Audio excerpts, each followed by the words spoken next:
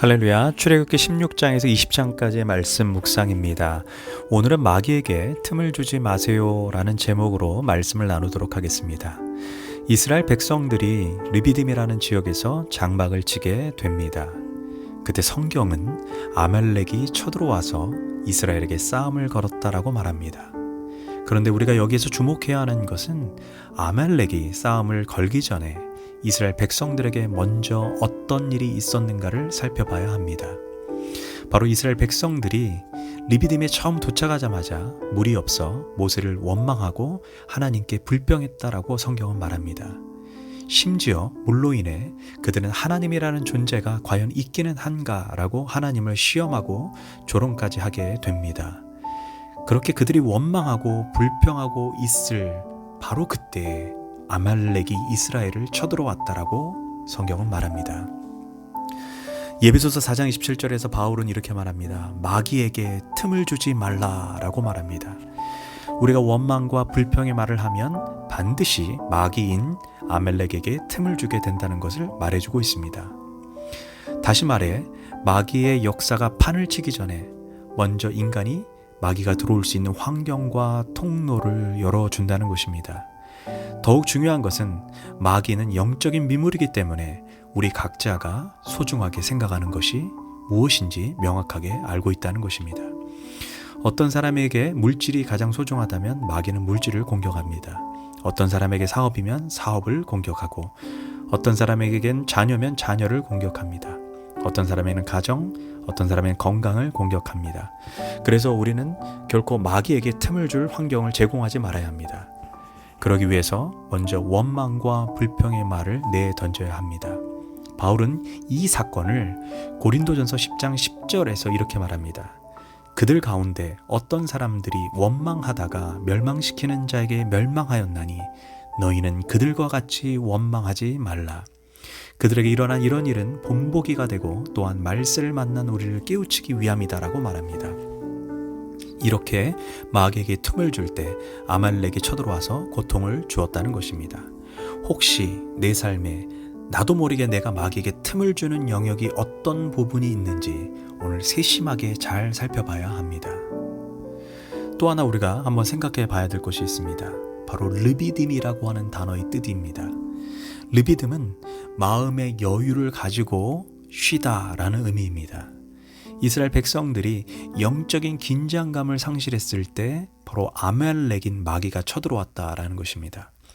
바로 아말렉 사건이 있기 바로 이전에 이스라엘 백성은 홍해를 가르는 놀라운 기적과 말의 쓴물을 단물로 바꾸는 놀라운 영적 승리가 있었습니다. 그래서 바울은 우리에게 이렇게 충고합니다. 선줄로 생각한 자는 넘어질까 조심하라고 말합니다. 영적으로 승승장구할 때가 가장 위험할 때라는 것입니다. 바로 이처럼 영적인 도취감, 영적 긴장감이 풀어질 때 아말렉이 덮쳤다는 것입니다.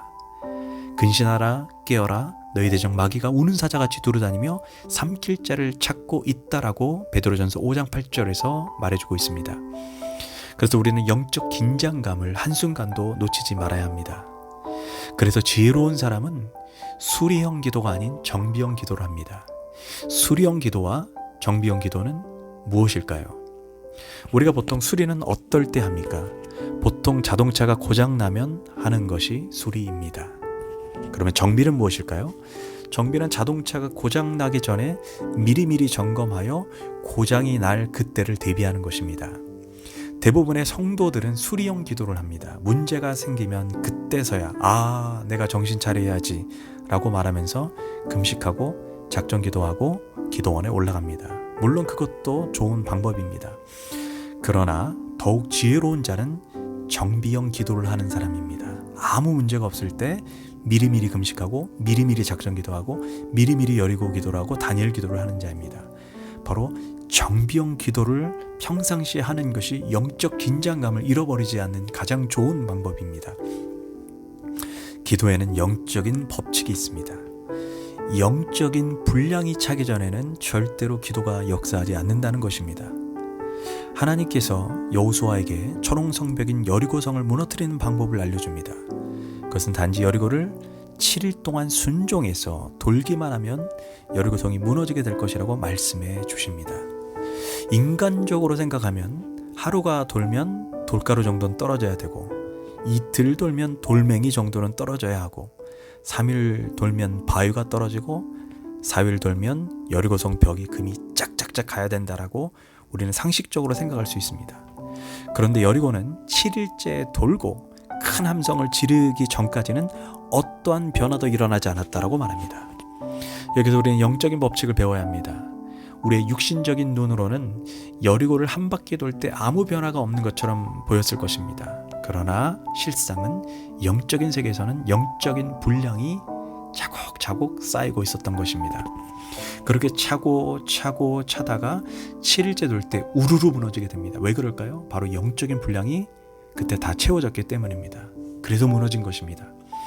대부분의 많은 사람들이 응답을 받지 못하는 이유 중에 하나는 1시간 정도 기도해 본 후에 응답이 없으면 하나님의 뜻이 아니다 라고 스스로 생각합니다. 그러나 그것은 어리석은 것입니다. 바로 영적인 법칙인 영적 분량이 차기 전까지는 아무 응답이 일어나지 않는다라는 것을 그들이 알고 있지 못하기 때문입니다. 그래서 당장 육신적인 변화가 없다고 해서 아무 일도 없는 것이 아닙니다.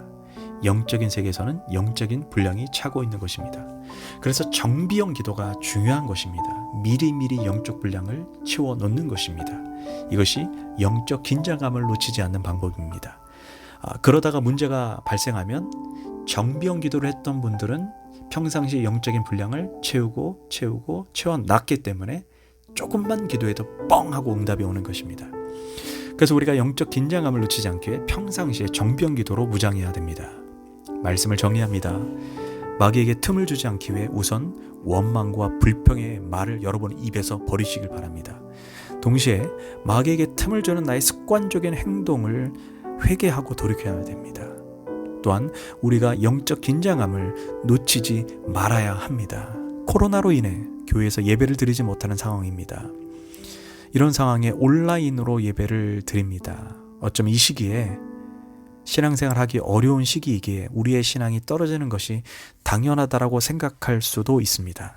그러나 이렇게 영적 긴장감이 풀어질 때 바로 마귀가 우리의 삶에 침투한다는 것을 잊지 마시길 바랍니다. 이 시간 우리에게 마귀에게 틈을 주지 않기를 원합니다. 우리 입에 매사의 원망과 불평이 떠나가야 합니다. 그때 바로 우리가 영적에서 전쟁에서 승리하게 되는 것입니다. 이 시간 좀 기도하겠습니다. 하나님, 우리에게 마귀에게 틈을 주지 않도록 우리의 믿음과 신앙을 붙들어 주시옵소서. 오늘도 우리가 신앙생활하면서 내가 마귀에게 틈을 주는 부분이 있다거나 영적 긴장감이 부러졌다면 오늘 회복할 수 있도록 하나님 함께하여 주시옵소서.